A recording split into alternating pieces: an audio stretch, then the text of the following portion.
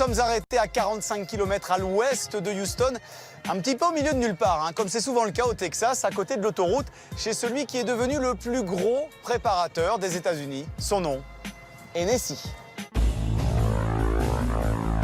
Ça, c'est un des derniers joujoux de Hennessy, hein, une Camaro ZL importée à plus de 1000 chevaux avec le nom le plus cool qui soit pour une bagnole, l'Exorciste.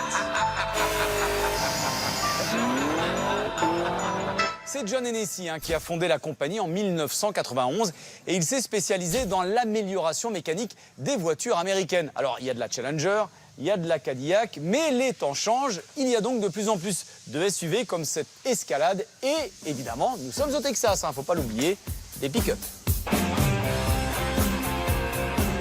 Alors, ils m'ont fait un beau cadeau chez Hennessy puisque j'ai pu prendre le volant d'une des stars du préparateur. Il s'agit, vous l'avez sans doute reconnu, du Ford F-150 Raptor. Alors le Raptor, c'est la version sport du F-150. Lorsqu'il arrive ici, il fait 450 chevaux.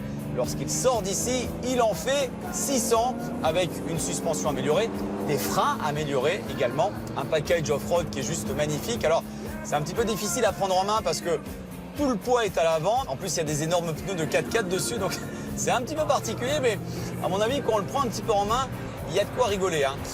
Alex, c'est clairement l'une des voitures que vous vendez le plus.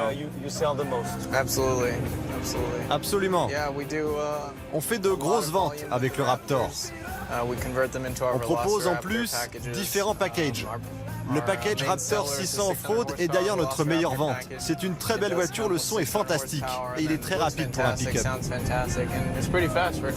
Ouais, et le son est très bon pour un V6. Oui, carrément. Pourquoi pas un pick-up de 600 chevaux quand on sait que l'essence vaut entre 50 et 60 centimes le litre ici. Ceci explique sans doute cela. C'est en 2013 que Hennessy s'est fait connaître en atteignant les 435 km/h avec la Venom GT faisant mieux que la Bugatti Veyron. Prochaine étape, récupérer ce record qui appartient désormais à Koenigsegg avec la toute nouvelle F5 présentée en novembre dernier.